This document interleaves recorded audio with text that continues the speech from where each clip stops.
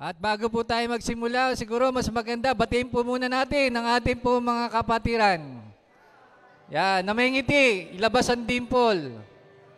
Ayan. Welcome po. Mabuhay po ang Panginoon Diyos.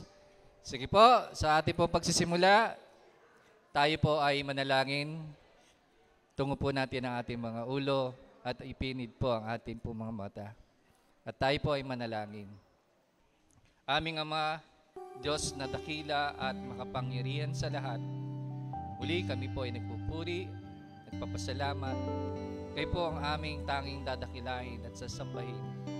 Ang ngalan ninyo at ang ngalan na Anak na si Jesus, kasama ng Espiritu Santo. Aming Ama, maraming nga po salamat sa pagkakataong muling ito na pinagkaloob ninyo sa amin, na kami, Panginoon, ay magkatipon-tipon sa bulwagang ito ng Day by Day San Pedro, upang kami, Panginoon, ay makahingi muli, Panginoon, ng kalakasan sa aming pong mga kapaguran, sa aming pong spiritual, sa aming pong physical, Panginoon. Maraming po salamat sa oras na ito, Panginoon. At sa oras ding ito, Panginoon, hinihingi po namin sa inyo ang kapatawaran sa aming pong mga kasalanan. Ang aming mga nagagawang di kalugod-lugod sa inyo, Ama. Sa inyo po namin hinihingi, Panginoon, na kami patuloy ninyong bigyan ng kalakasan upang mapaglabanan, Panginoon, ang aming po mga kahinaan, upang kami maging karapat-dapat tawagin yung inyong mga anak. Aming Ama, sa oras ding ito, inahandog po namin sa inyo ang aming sama-samang panalangin, ang aming pong awitan, ang aming pong pagpalakpak at ang aming pong pag-indak at pagsayaw, Panginoon, upang kayo, Panginoon, ay maitaas. I-glorify ang inyong pangalan, ang inyong pong kataas-taasan. Kayo po ang tanging papupurihan sa aming pong gawain sa oras na ito, Panginoon. At panalangin pa po namin, Panginoon, na ang aming pong mga kapatid na wala pa sa oras na ito, Panginoon, nawa sila po'y makarating ng ligtas at payapa sa bulwagang ito upang aming makasama sa gawain ito. At sa aming pong gagawin ito, Panginoon, kayo nga po ang manguna. Kayo po ang magbigay sa amin ng direksyon. At ang amin po mapag-aaralan na inyo pong salita ay makapagbigay sa amin ng patuloy na gabay sa aming paghayo sa mundong ito, Panginoon. Maraming nga po salamat, Ama. Purihin ka muli sa tanging pangalan na Anak na si Jesus, na aming Panginoon at tagapagligtas. Amen. Psalm 150 verse 1 to 6. Praise the Lord. Praise God in His sanctuary. Praise Him in His mighty heavens. Praise Him for His acts of power. Praise Him for His surpassing greatness. Praise Him with the sounding of the trumpet. Praise Him with the harp and the lyre. Praise Him with the timbrel and dancing. Praise Him with the string and pipe. Praise Him with the clash of cymbals. Praise Him with the sounding cymbals. Let everything that has breath praise the Lord. Praise the Lord. Yes, Lord, Amen. we praise You. We just want to sing for You, Lord, because You are our God and our Savior. Praise the Lord.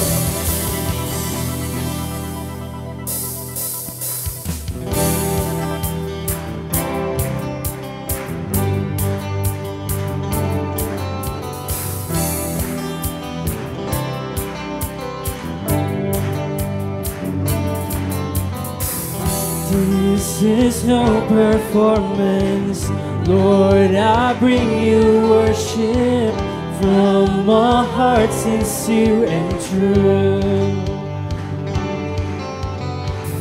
Not a fleeting feelings, that's not why I'm seeing. You are the reason for my song.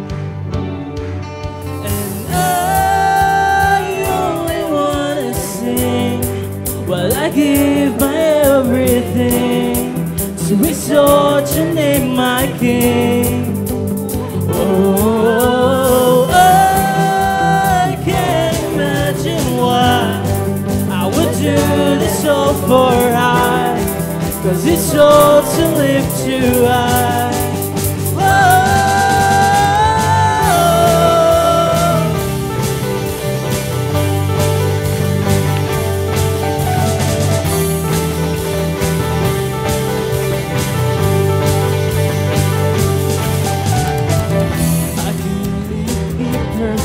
direction, but you give connection. All I have is at your feet. It's not just a song that'll last a moment. I offer my life in faith and worship, declaring your word in truth and purpose. All the praise, Lord, you deserve it. And I only wanna sing, well, I give my everything to exalt your name, my King. Oh, I can't imagine why I would do this all for high, 'cause it's all to live too high.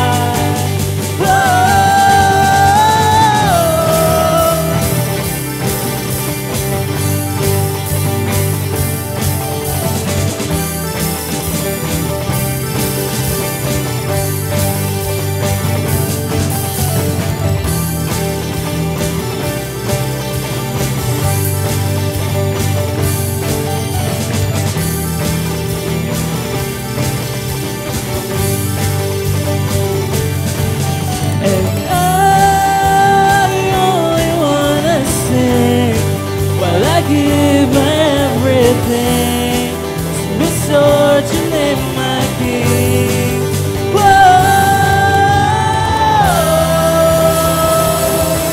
Yes, Lord, we praise you. Hallelujah.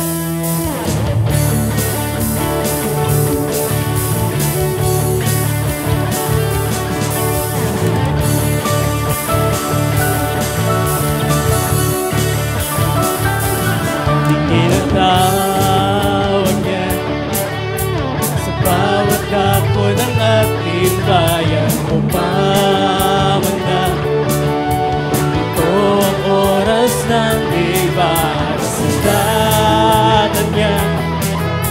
Gamitin sa ating kalaban, maging handa sa kanyang pagbabalik. Si Jesus, ang Diyos at dakilang hari. Sambahin siya na magpawalang hanggan. Panginoon ng bayang Pilipinas. Si Jesus, ang hari ng lahat.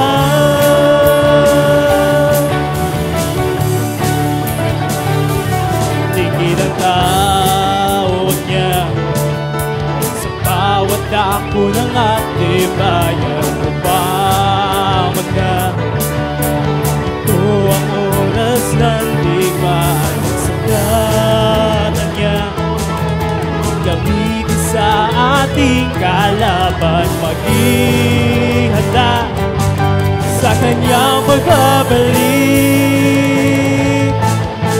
Si Jesus, ang Diyos at dakilang hari. Sambahin siya na magpawalang hanggan. Panginoon ng bayang Pilipinas. Si Jesus, ang hari ng lahat. Si Jesus, ang Diyos at dakilang hari. Sambahin siya na magpawalang hanggan. Panginoon ng bayang Pilipinas. Si Jesus, ang hari ng lahat. Si Jesus, ang hari ng lahat. Si Jesus, ang hari ng lahat.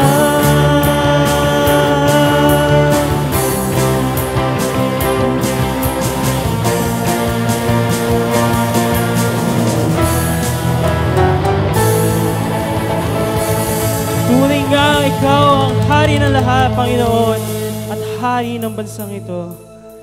Kaya muli, Diyos Ama, narito po kami sa inyong bulwagan upang maghandog ng papuri, pasasalamat at pagsamba.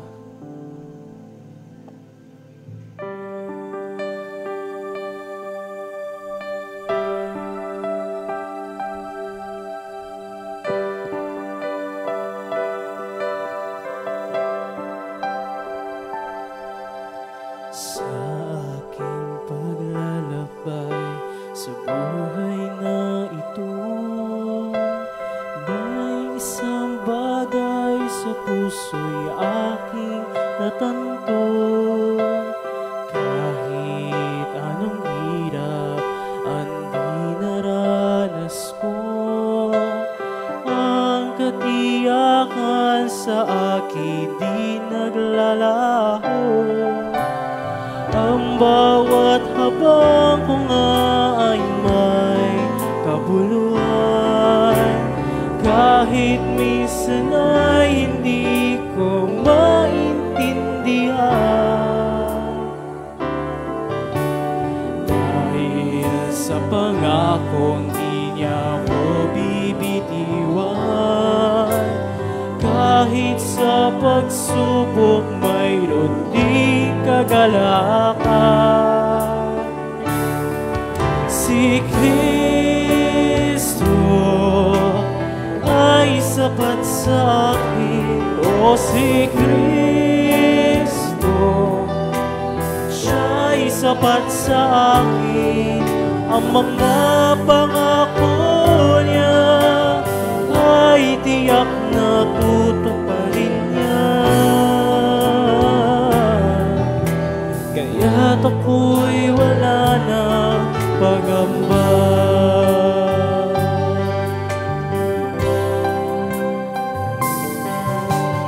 Handaan tungo sa buhay na walang hanggan, tulad ng paglalakbay sa karagatan, pag-ihip ng hangin at buhos ng ulan.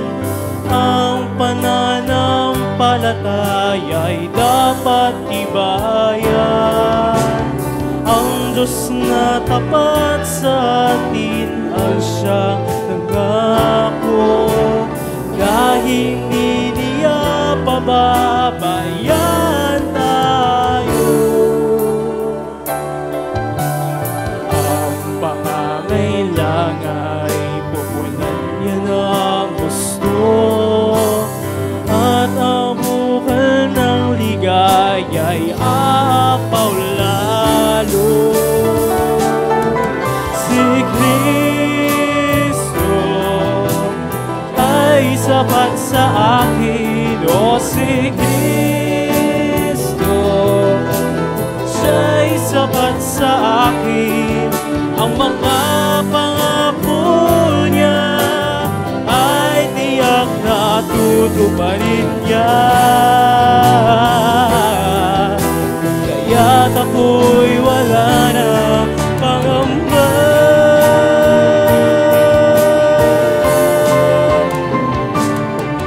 Si Kristo ay sapat sa akin, o si Kristo, siya'y sapat sa akin. Ang mga pangako niya ay tiyak na tutuparin niya. Kaya't ako'y wala ng pagamba. Kaya't ako'y wala ng pagamba. Kaya't ako'y wala ng pagamba.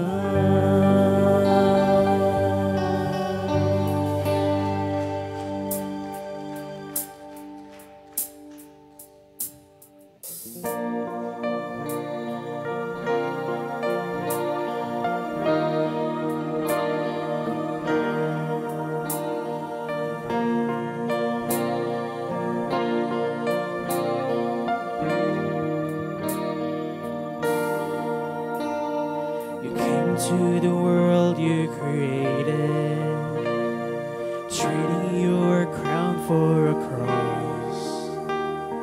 You willingly died, your innocent life paid the cost. Counting your status as nothing, the King of all kings came to serve. Washing my feet, covering me with your love. If all of you means less of me, take everything. Yes, all of you is all I need. Take everything.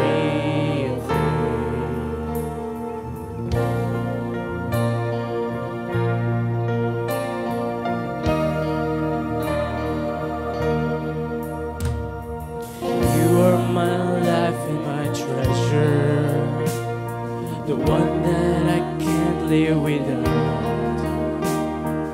Here at your feet, my desires and dreams I lay down.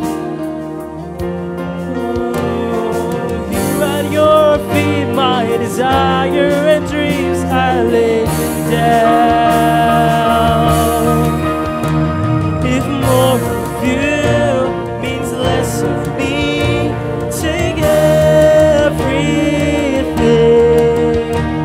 Yes, all of you is all I need.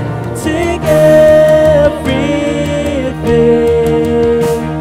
If more of you means less of me, take everything. Yes, all of you is all I need. Take everything. Oh Lord, change me like only you can.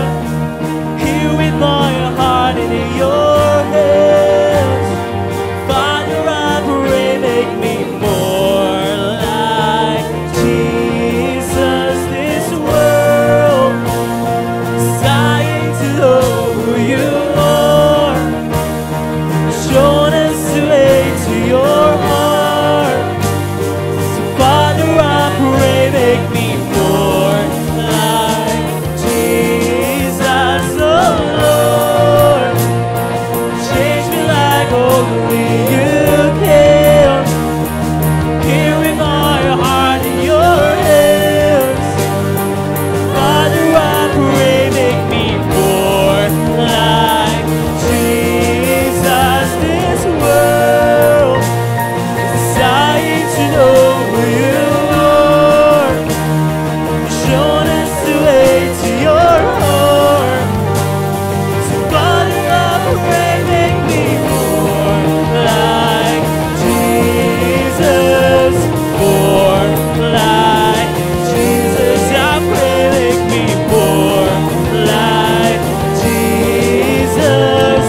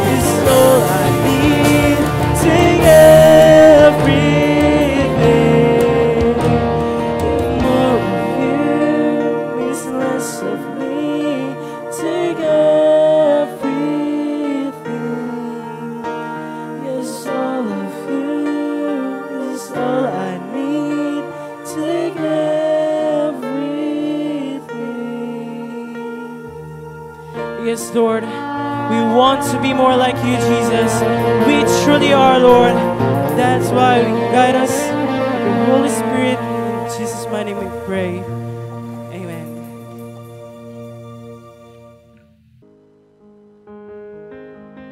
Check.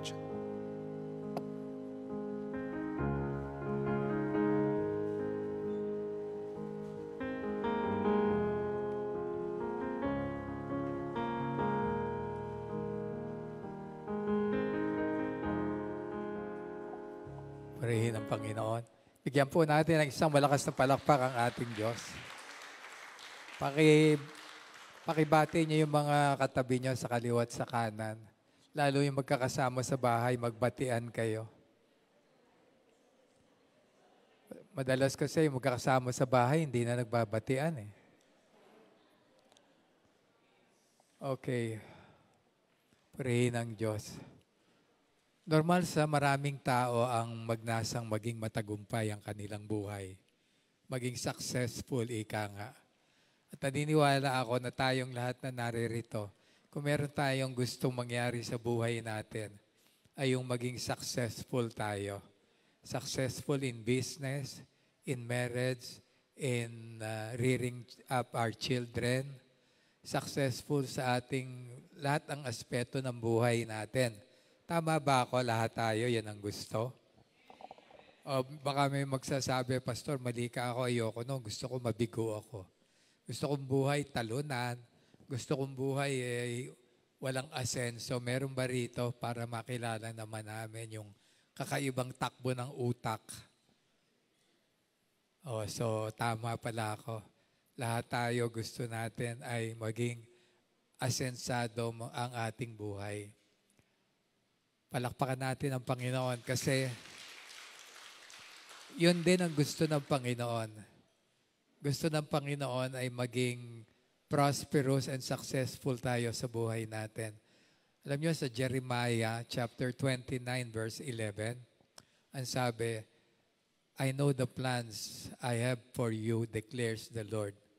Plans for you, take note, to prosper. To prosper. Plano daw ng Diyos sa iyo, kapatid, ay mag-prosper ang iyong buhay and not to harm you. Maring ang ilan sa inyo nag-iisip, bakit ikaw, pastor, hanggang ngayon, ganyan pa itsura mo? No, hindi ka pa rin nakaka-recover. Wait ka lang, makaka-recover din ako. Wait ka lang. Kakain tayo ng lugaw. Ililibre kita with matching kwek-kwek. Lalakas din ako. Temporary lang po ito. Kung ikaw ay may pagsubok ngayon, hindi ka permanente dyan, dumadaan ka lang. Because the Lord has said, and God is faithful, He's not a man like us, na pag may sinabi, karaniwan hindi tinutupad. God is not a man that He should lie, nor a son of man that should not fulfill His promise. Everything that He has said, He will fulfill. So makakahawak tayo mga kapatid ng salita ng Diyos. Again, Jeremiah 29:11. I know the plans I have for you, declares the Lord. Plans for you to prosper and not to harm you. Not to give you hope and a future. Can you imagine, no? Plano ng Diyos, bibigyan kita ng pag-asa at na magandang kinabukasan. Isa pang palakpak para sa Diyos natin. Pero bakit maraming mga tao na nag-end up ang buhay na failure? Hindi naging successful. Kasalanan ba yun ng Diyos? Nagkulang ba ang Diyos? Hindi nagkulang ang Diyos. Maraming mga tao naging failure sa family, failure sa married life, failure sa business, failure halos sa lahat ng areas ng buhay. Ngayon gusto kong magbahagi sa atin ng sinasabi ng Scripture, mga susi na magbubukas ng pintuan tungo sa pagtatagumpay. So that's the title of the message this morning, Keys to Success. Actually, 7 ang pinrepare kong principles from the Scripture. Tayo po ay manalangin. O Diyos, aming Ama, kami po ay nagpupuri, nagpapasalamat sa iyo dahil ikaw ang Diyos na napakabuti. Diyos kang nagmamahal sa amin. At gusto mo na ang buhay namin ay maging successful in all areas of our life. Kaya ngayong umaga, Panginoon, sa mensaheng ibabahagi ng iyong lingkod, mangusap ka sa bawat isa. Paglinawin niyo ang kaisipan namin, maunawaan namin ang mensahe. And after hearing the message, i-empower niyo kami upang mabigyan namin ng tamang aplikasyon ang mensahe. Lord, gamitin niyo lang po ako, ikaw ang totoo maging speaker namin. Maging sa sitwasyon ko na ganito, gamitin niyo po ako, Panginoon, na daluyan ng iyong biyaya at pagpapala. Be our true speaker, be our teacher, and simply use me as your spokesperson. Pagharian niyo rin ang bawat isa. Sa puso ng bawat isang naririto, lumuklok ka sa lugar na para sa iyo lang. Ito po, Ama, ang aming panalangin sa pangalan ng iyong bugtong na anak na si Jesus na aming Panginoon at tagapagligtas. Amen and amen. Key to success. Mga susi sa tagumpay. Gusto ko mag-share sa atin ng at least 7 keys from the scripture that would lead us to a prosperous and successful life. Number 1 key, the key of priority. Key of priority. Ano ba ang pangunahin mong pinahahalagahan sa buhay? Isipin mo, kapatid, ano ang unang pinahahalagahan mo sa buhay? Kung ang pinahahalagahan mo ay iba sa sasabihin ko, pwede kang magbago. Agad-agad pwede mong baguhin. Ano ba ang dapat natin maging priority? Sa Matthew 6 verse 33, but seek first the kingdom of God and His righteousness, and all these things shall be added unto you. Doon sa verse na yan, I'd like you to take note of the word first. Seek first. Ito ang pangunahin dapat na maging pahalagahan mo sa buhay mo. Sa ngayon, maraming tao ang pinahahalagahan niya una sa lahat, sarili niya. Sarili niya. By the way, yung mga psychologists nagsasabi na totoo sa lahat ng tao yung self-preservation. Halimbawa, biglang lumindol ngayon. Halimbawa lang naman, which is possible. Biglang lumindol. Sino ang unang ililigtas nyo? Karaniwan, sarili, di ba? Bihira yung ililigtas ko tong katabi ko. O baka mamaya, yung katabi mo pa yung gawin mong sangga sa lindol, Merong ganun, no? Dalas ko sabihin, pag nagkakasal ako, ang pagmamahal ng lalaki sa babae, dapat willing siya na ibigay ang kanyang buhay. Kunwari, mahuhulog sa bangin yung misis niya. Yung mister, yung ibig sabihin ng love, willing ako na ako na lang magpapahulog, wag lang mahulog yung misis ko. Maraming mga mister, hindi ganun ngayon. Itutulak pa nga yung misis para mabilis yung laglag, Diba? Nakakita na ba kayo tatawid sa kalsada, Ni hindi man lang maalalayan yung misis niya. Minsan, bigla pang hinahaltak. Lika nga, bagal-bagal mo, tinutulak. Tuloy, merong nadadapang misis, And so, yung self-preservation, wired yon sa tao. Inuuna niya yung sarili niya. Pagka masarap ang pagkain at kainan, lalo gutom ka, sino una mong pinapakain? Sige nga, maging honest ka lang. Karaniwan tayo, yung sarili natin. Sa bahay nga, mayroong mga kasama at kung ganito ka, abay, magbago ka. In the name of Jesus, magbago ka. Pagkainan na, gusto niya siya yung nauuna sa kusina. At pag nauna siya sa kusina, patay na yung mga kasunod. Kasi inubos niya na yung pagkain, Kala niya siya lang ang may bituka. No, may mga ganon. Tapos pagligpitan na, siya yung unang nawawala. Ang lakas kumain pero ang tamad-tamad. Mga tamad talaga, malalakas kumain yan. Kasi pagod ang mga tamad. Pagod sa kawalan ng ginagawa. Alam nyo ba, ang walang ginagawa nakakapagod? Kaya ang lakas kumain eh. Tsaka choosy choosy. Choosy sila. Well anyway, yung iba ang inuuna hanap buhay. Mga kapatid, hindi masamang maghanap buhay. Pero kahit ano gawin mo pag inuna mo hanap buhay, maring sa simula, tingin mo nagpa-prosper. Pero eventually, makita mo nagda-die down yung prosperity. Kasi mali yung priority. So, I'm not saying huwag kang maghanap buhay. Hindi ka kakain pag hindi ka naghanap buhay. So, continue on working. Work hard. Maganda lahat ng ginagawa ng iyong kamay, ginagawa mo yung best mo. Pero hindi yun ang priority. The priority should be what?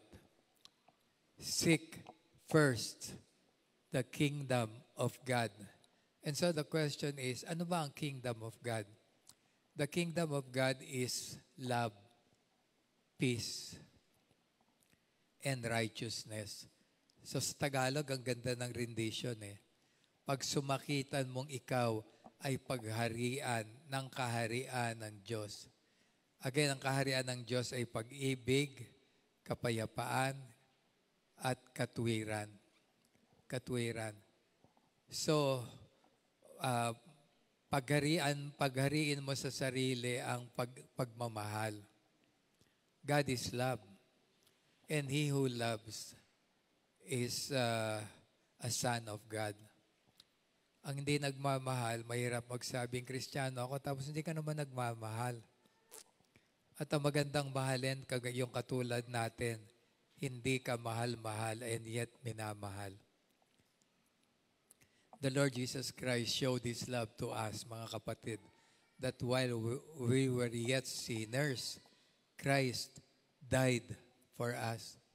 Nung tayo ay makasalanan pa, si Jesus ay namatay para sa atin. Ganon ang pagmamahal ng Panginoon. No, yung matuto kang magmahal. And also, matuto kang pumayapa. Mga kapatid, maraming tao ngayon, mas pinipili ang mabagabag, mag-worry. Walang inisip kundi yung worry ng worry. Alam nyo, ang context ng Matthew chapter 6, na text natin, is about worry. Sabi ng Panginoon, why worry about food? Di ba mas mahalaga ang buhay kaysa sa pagkain? Aanin mo ang pagkain kung hindi ka na makakain.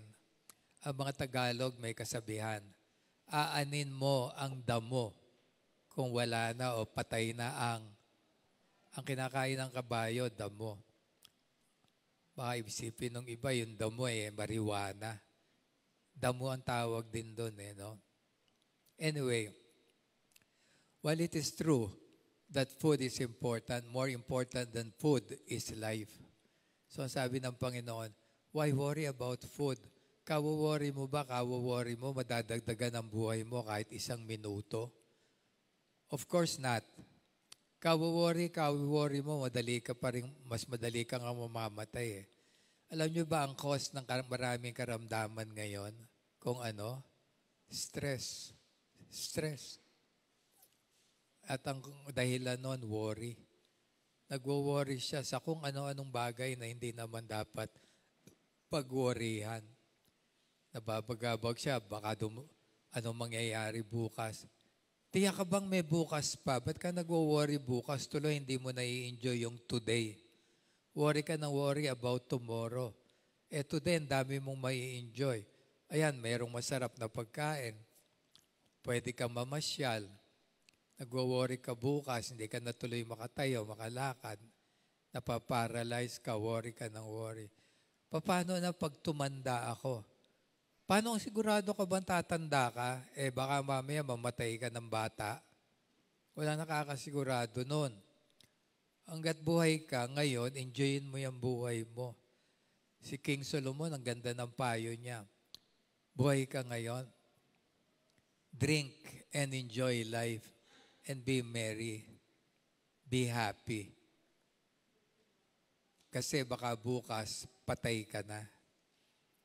So mamaya, ang gawin mo, pag uwi mo, kumain ka ng masarap.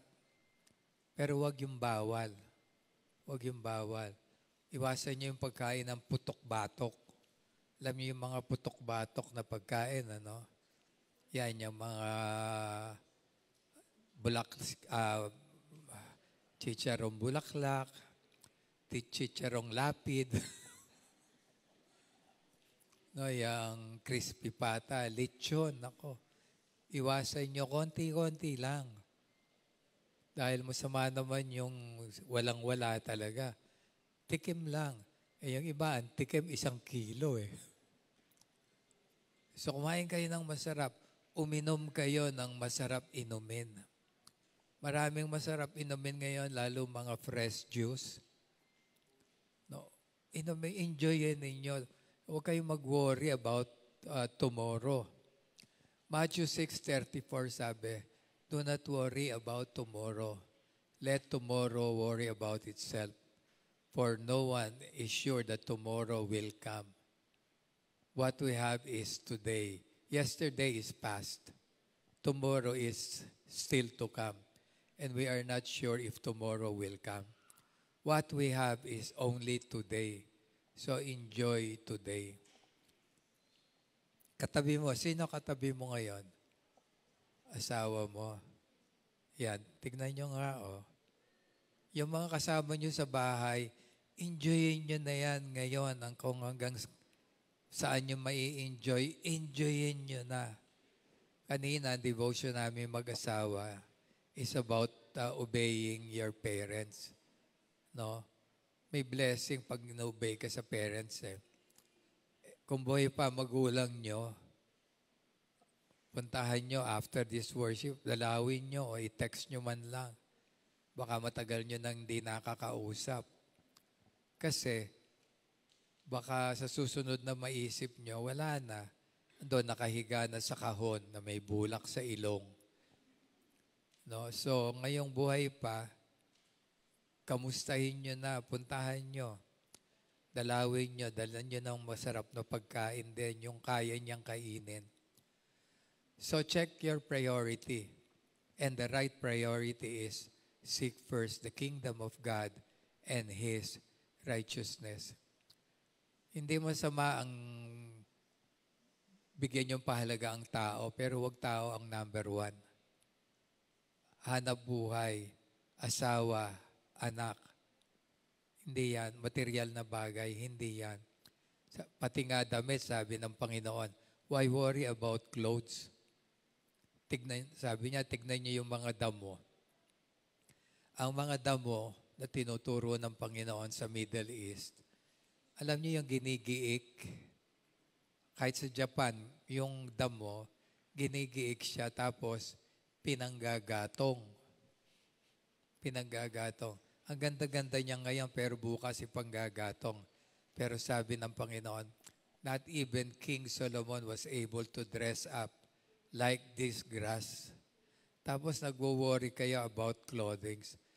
Maganda, meron kang isusuot, tama na yon.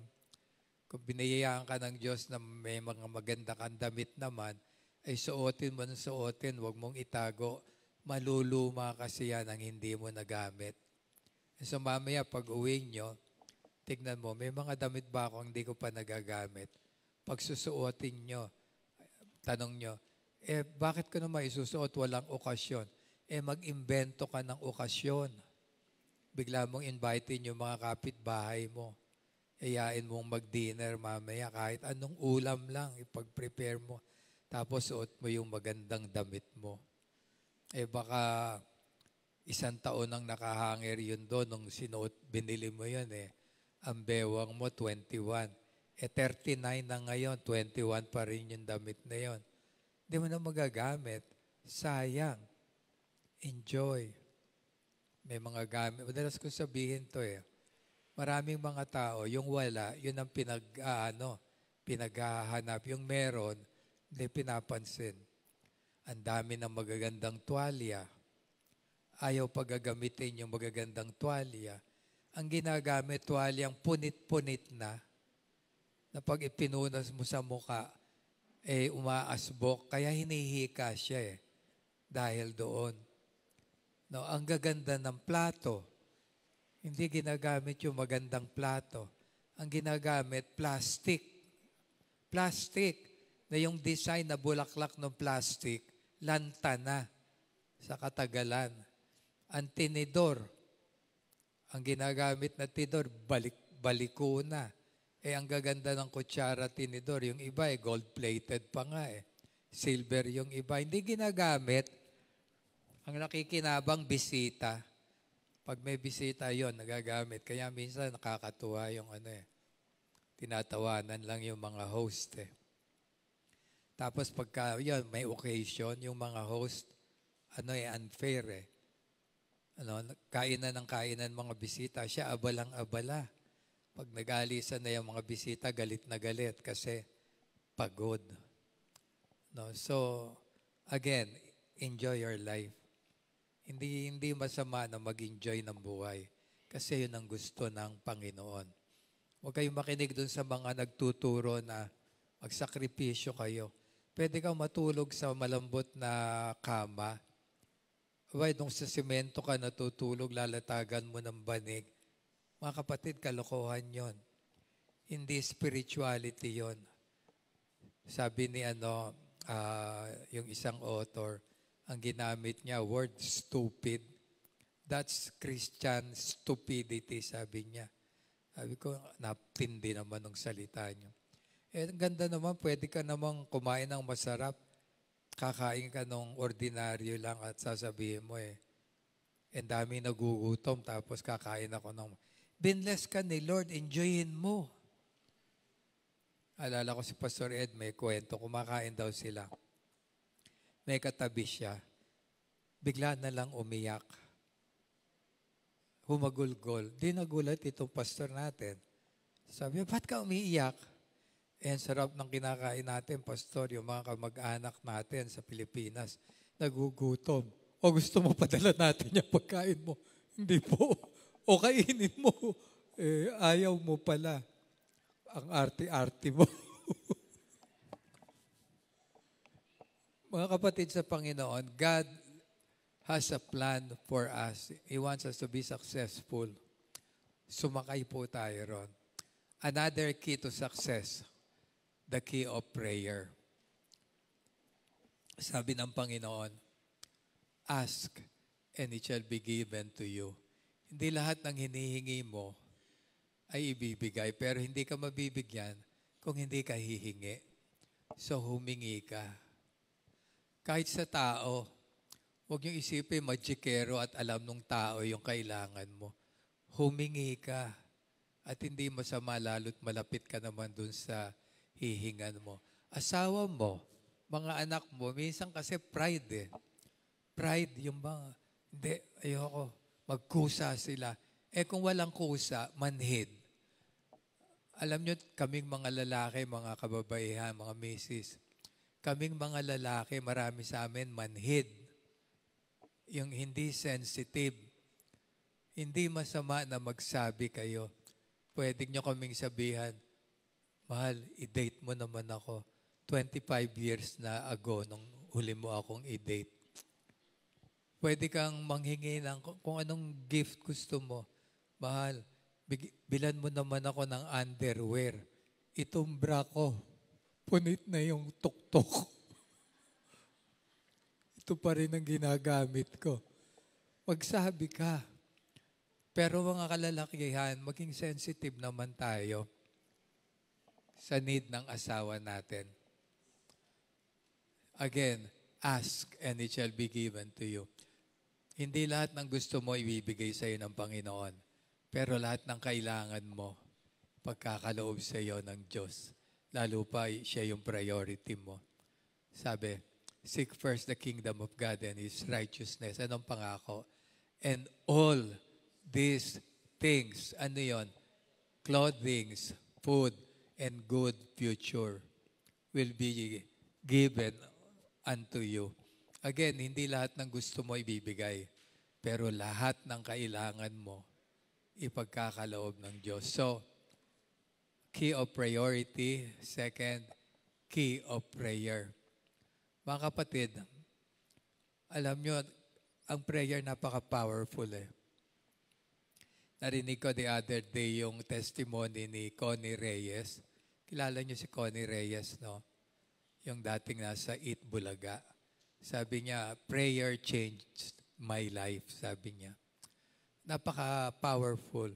Kahapon, kami na ni Mila, inihatid sa Port Santiago namin si Mila.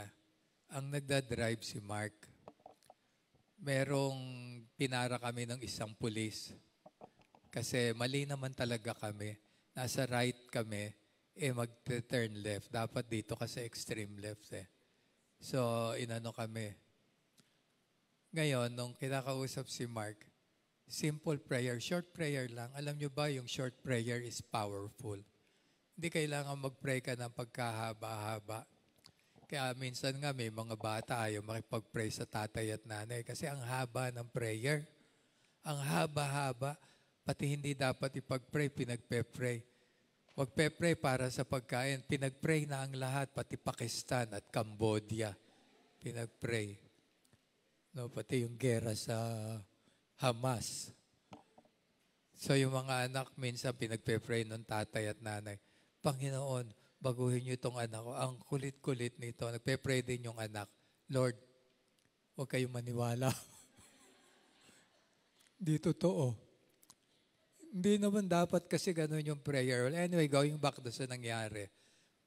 Alam niyo ang prayer kahit sa isip nababasa ng Diyos. So ako sa isip ko, nag-pray ako.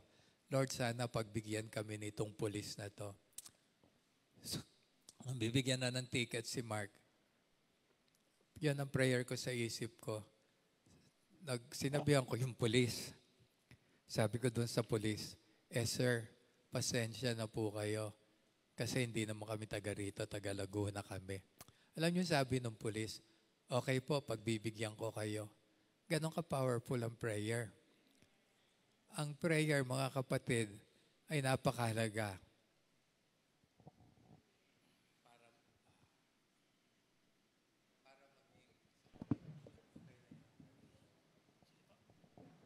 Para maging successful tayo. So, prayer of priority. And then prayer, the key of prayer. Key of priority, key of prayer. Number 3, key of trusting in the Lord. Proverbs 3, 5, and 6. Trust in the Lord with all your heart. Lean not on your own understanding. In all your ways acknowledge Him, and He shall direct your path. Mga kapatid, we all need guidance.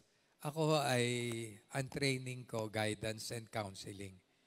Yan na rin po yung course na pinurso ko. And so, the Lord has allowed me to finish yung MSGC sa Lasal, Masters of Guidance in Counseling. And yung further study sa Canada, no, yung mediation and intervention, and yung psychology sa Ateneo. We need guidance. Ako, kailangan ko talaga ng guidance. Dahil sa trabaho ko, I need guidance. Hindi ka tayo magiging successful kung hindi tayo i-guide ng Panginoon. The good thing is, if we trust in the Lord, yung key of trust, sabi, if we trust in the Lord will direct your path. Kakausapin mo ang asawa mo, lumapit ka sa Panginoon in prayer and then trust in the Lord. Tingnan mo yung answer ng Panginoon sa guidance. Business, huwag kang manangan sa sarili mong kakayanan. Huwag kang manangan sa sarili mong karanasan. Trust in the Lord. Meron akong isang experience. Ano siya? Professional accountant and experienced accountant. Isang halos madaling araw na tumawag. nagpapapray. Kasi hindi nagugulumihanan na siya to the point na parang meron na siyang gustong gawing hindi maganda. Simple lang, meron siyang binabalanse, hindi niya mabalance-balance. So, ang sabi ko, mag-pray tayo saglit. By the way, ang prayer, walang distance na makakahadlang. Minsan meron akong pinag-pray nasa Bicol. Dahil terminal daw yung kaso. Baka mamatay na. So yung tatay, pilit akong isinasama sa Bicol. Sabi ko, hindi ako pwede kasi nga, nagtuturo ako noon at examination week. Sabi ko, ang prayer, walang barrier, hindi pwede, walang distansya yan. Pag-pray natin dito at magtiwala tayo sa Panginoon. Nag-agree siya, so we prayed. Eto ngayon, umuwi siya. Pag-uwi niya, yung mga katulong, sinalubong daw siya. Ang kasabi-sabi, magaling na po yung anak niyo. Nung tinanong niya, anong oras nung tumayo yan? Yung oras na nagpe-pray kami, alam niyo kung asan kami, no? Nasa Bulacan. Nasa Bicol yung pinagpe-pray. Tiwala sa Panginoon. Trust in the Lord. If you have faith in the Lord, nothing is impossible. Nothing is impossible. All things are possible with those who are trusting in the Lord. Kaya nga, trust in the Lord with all your heart. Lean not on your own understanding. Pero minsan yung faith natin mahina eh. Ang suggestion ko ganito, mag-text ka dun sa kakilala mong malakas yung faith. I-request mong ipag-pray ka. Yun ang gamit ng pananampalataya ng kapatid sa Panginoon. Sino ba rito ngayon yung pakiramdam mo, malakas yung faith mo ngayon? Meron ba? Huwag mo na itaas ang kamay mo, meron lang akong i-request. Saglit lang. Mag-isip ka ngayon ng isang tao o mga taong kailangan ng prayer. Sa business, family matters, o kaya may sakit. Short prayer lang, yung Lord, pagalingin niyo po yung kapatid ko na may sakit ngayon. Banggitin mo yung pangalan. Yung faith mo na yan, kung talagang mainit ngayon yan, i-honor yan ng Diyos. Go ahead, ipag-pray niyo. Meron kayong kilala mag-asawa, hindi nagkakasundo. Pag-pray niyo ngayon. O kaya baka ikaw, mga anak na nagugulo, pag-pray nyo ngayon. At pagtiwalaan, key of trusting in the Lord. Number 4, key of obeying and honoring your parents. Yung sabi ko kanina, Ephesians chapter 6, 1 and 2. Listen, lalo yung mga anak na nandito. Sabi ng Word of God dito, obey your parents in the Lord. Honor your father and your mother, for this is right. This is the first commandment with the promise. And the promise is that you will have long life. Alam niyo yung long life doon, hindi siya linear equation. Hindi number of years. Siya ay quality of life. Mga kapatid, magturo kayo sa akin ng isang taong gulo-gulo ng buhay. Suriin nyo to, yung relasyon ng tao na yon sa mga magulang niya kung ano. Maghanap rin kayo ng taong ang buhay ay masagana. Hindi lang sa hindi yung material lang Mayroon siyang kapayapaan, katiwasayan, may direksyon ng buhay. Manap kayo ng taong ganon. At isa sa makikita nyo, ang isa sa mga dahilan nito, siya ay magalang sa mga magulang. Ang daming mga anak ngayon, bastos sa magulang No? Kung utusan ng magulang, daig pa yung katulong At pag nanghingi sa magulang, parang may patago. Pag hindi nabigyan, ang dabog Yung mga bitak ng simento sa bahay minsan, ng bahay-bahay. Hindi naman sa lindol yun Sa dabog yun ng mga anak. Pag hindi nabibigyan.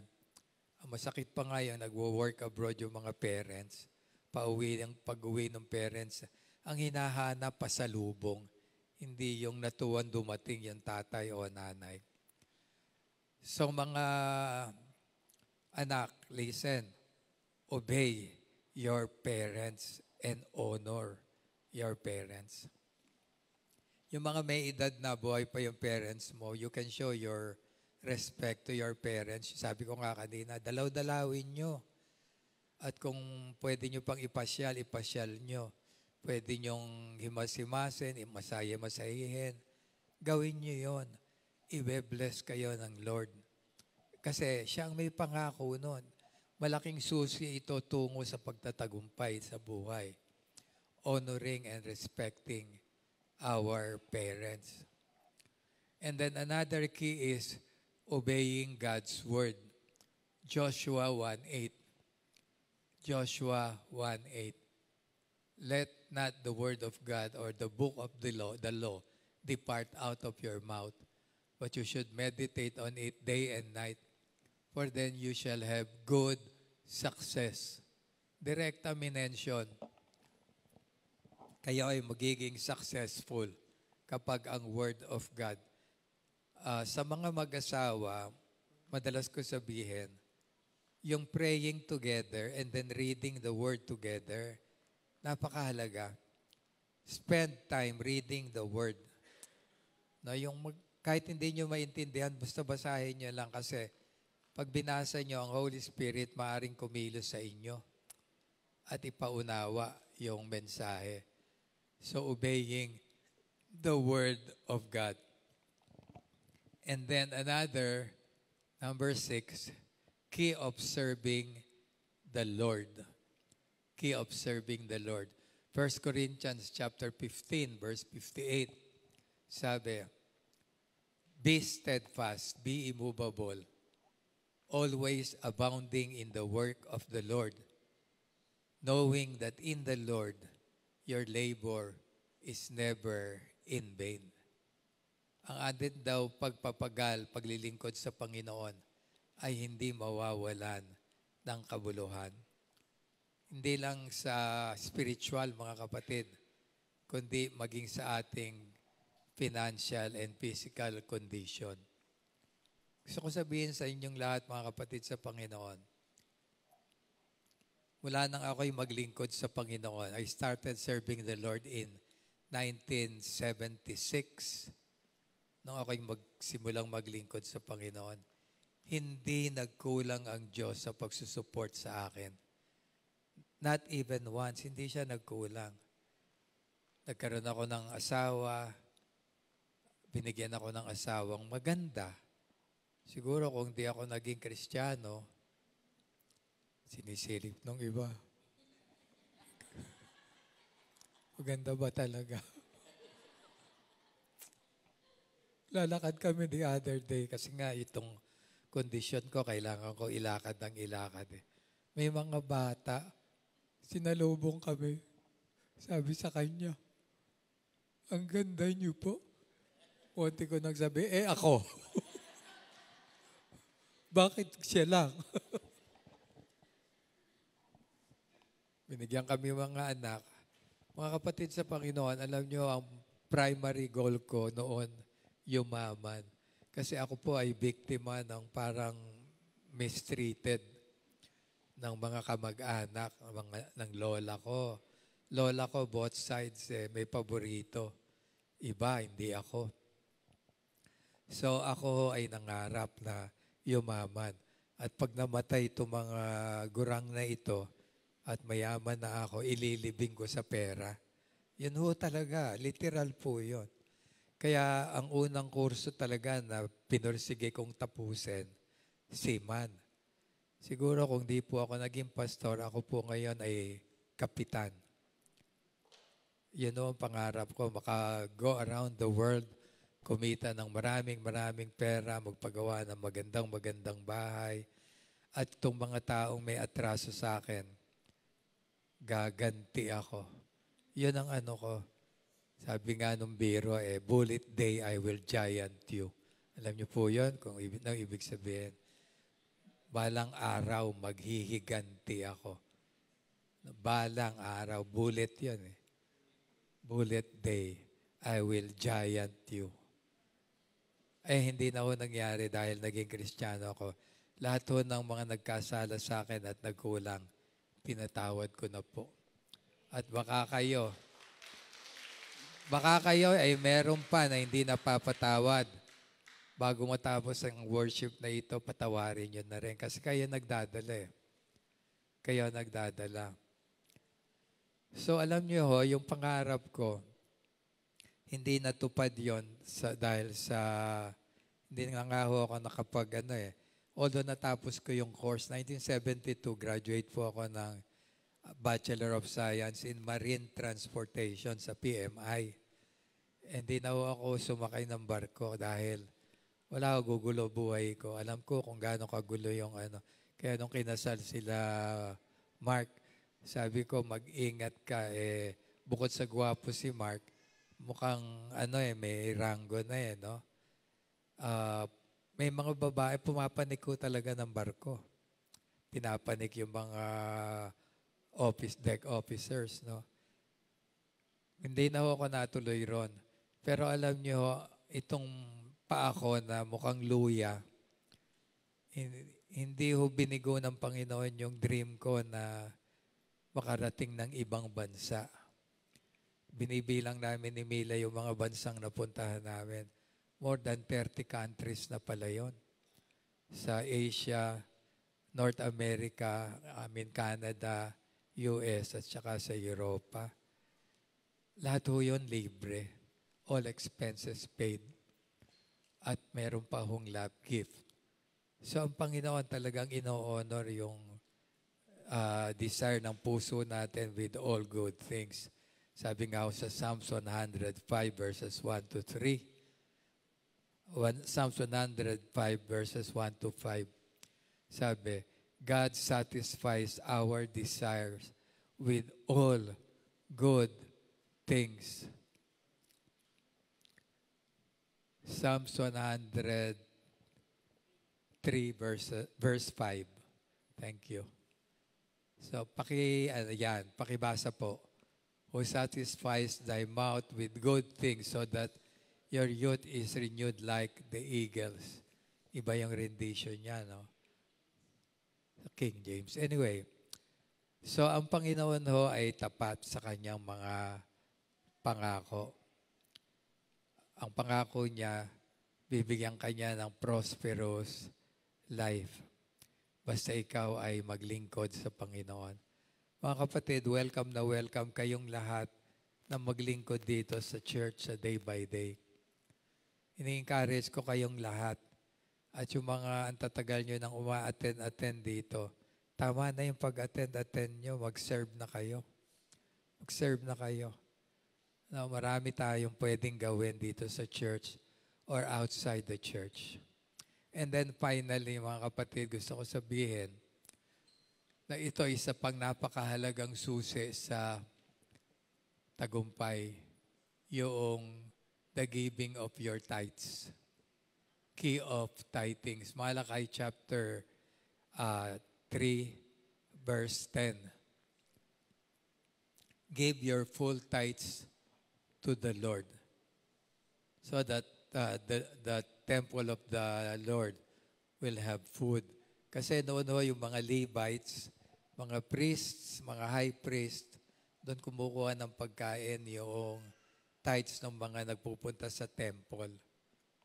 By the way, sa church ho binibigay yung tithes, hindi ho sa tao. Magbibigay kayo sa tao, love gift, not the tithes. Sa church nyo ibigay at itong pangako. Subukan nyo ako dito. Tignan nyo kung di ko buksan ang pintuan ng langit para ibuo sa inyo ang pagpapalang wala kayong sukat pagkalagyan. Hamon doon ang Panginoon, mga kapatid. Alam niyo yung buhos, ang konsepto kung dam. Ako po ay napatira sa Magallanes. Alam niyo yung Magallanes? Hindi ho Magallanes Village. Magallanes Gilid. Malibay. Sa Malibay. Kaya ko binanggit yun, yung Magallanes Village, medyo mataas, ang Malibay mababa. Pagka umulan, yung baha, bumabagsak doon sa malibay, kaya baha ang malibay. Ganon ang konsepto. Yung ulan, yung buhos, sa iyo ibubuhos. Pero hindi baha, biyaya. On what ground? Sa pagbibigay ng iyong ikapu. Mga kapatid, huwag niyong isipin na ito ay pang-uuto. Baka isipin ng ilan sa ito naman, Pastor Gami, uutuin pa kami. Ito ho nakasulat sa Malakay 3:10. Paki-project nga please, Malakay 3:10. Pakibasa ho, sabay-sabay. So, tignan nyo, bring all the tithes into the storehouse, that there may be meat in mine house, food in my house. Dalhin daw yung buong-buong ikapu. Limbawa, sumesweldo ka, 100. Ilan ang tithes? Ilan ang 10%? 10 pesos. So, yung full tithes is 10 pesos, hindi 9 pesos 99 centavos, hindi. Ibigay mo yung 10. By the way, yung iba, pagka maliit, madaling nabibigay. Pero habang lumalaki, parang laki na nito. Sweldo mo, 100,000.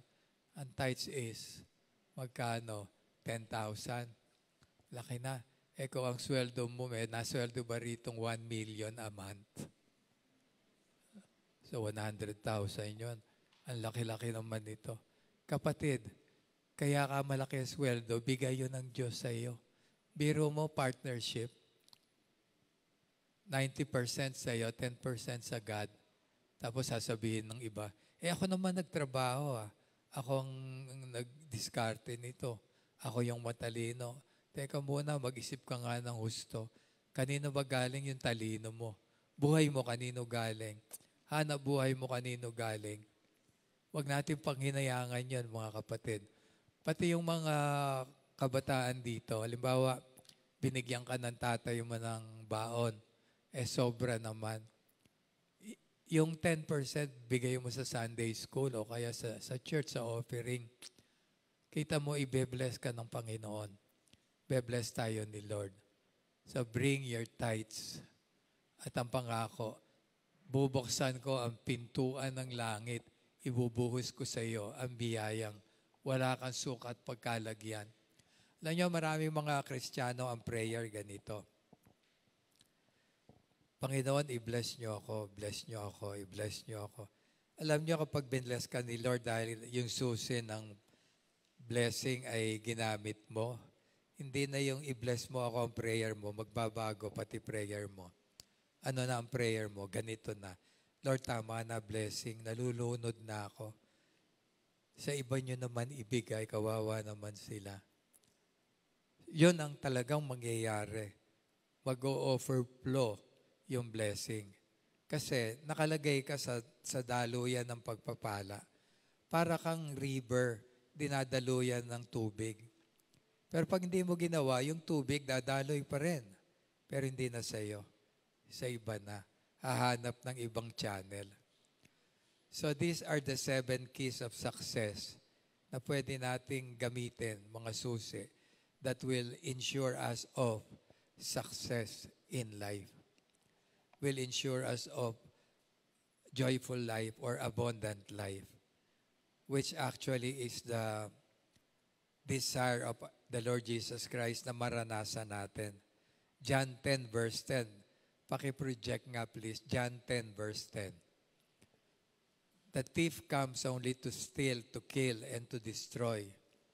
But I have come that they may have life, that they might have it, take note, more abundantly. So gusto ng Panginoon, pagpalain ka, maging successful ka, tayong lahat. Pero ito ang ating dapat gawin. Have the right priority, be prayerful, grow in trusting in the Lord. Obey your parents and honor your parents. Obey God's word. Serve the Lord with gladness and give your tithes, your full tithes in the storehouse of the Lord. Makita mo ang blessing sasagana sa iyo. O Diyos, aming Ama, kami po ay patuloy niyo pong turuan. At sa pagtuturo niyo, Panginoon, kami po ay bigyan niyo ng kaloobang susunod. Magpapasakop sa kung ano yung gusto mo. Mga kapatid, sa ilang saglit na pananalangin, dito sa 7 susi na ito, ano yung mga bagay na hindi mo pa ginagawa o ginagawa mo noon at pero natigil at ngayon gusto mong balikan dahil gusto mong maging successful ang iyong buhay. Saglit na nakatahimikan, sabihin mo sa Panginoon yung mga sinabi niya sa iyo ngayon na dapat mong gawin.